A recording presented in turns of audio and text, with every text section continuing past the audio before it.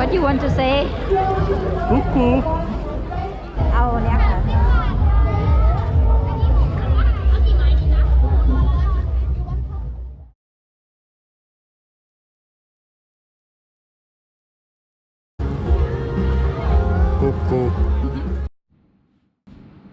สวัสดีค่ะพบกับอรไทยยูซี่ออนทัวร์นะคะวันนี้เราพาเพื่อนๆมาอยู่ที่พัทยานะคะ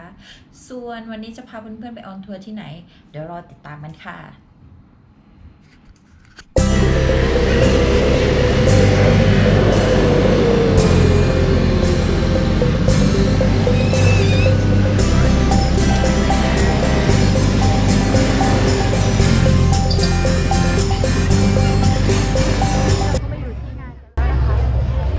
เยอะมากเลยตอนนี้เป็นเวลา1 ทุ่มนะคะแล้วก็เดี๋ยว2 ทุ่มเนี่ยเขาจะเริ่มเปิดงานละเดี๋ยวไปดูกันค่ะ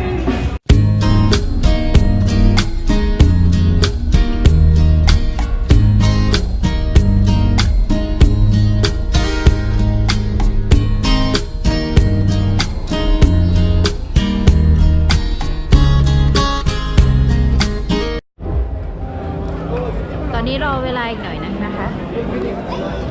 หงุดหงิดรอนานอีกแป๊บนึง She can make video. One time, 1 year. ครับผมวันอาทิตย์บัตรขอบคุณครับครับขอบคุณครับ When we start. เอาละค่ะทุซี่มีของเล่นใหม่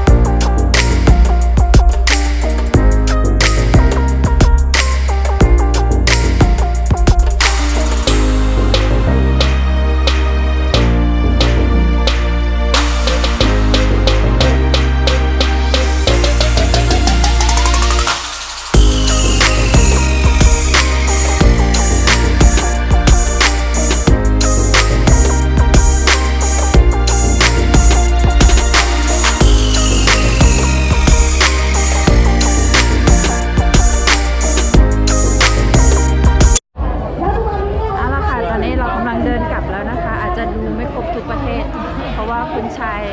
รู้สึกว่าจะเหนื่อยละเดี๋ยวเราจะกลับโรงแรมกันแล้วนะคะขอบคุณสำหรับการติดตามรับชมคลิปวิดีโอของเรานะคะเจอกันวิดีโอหน้านะคะ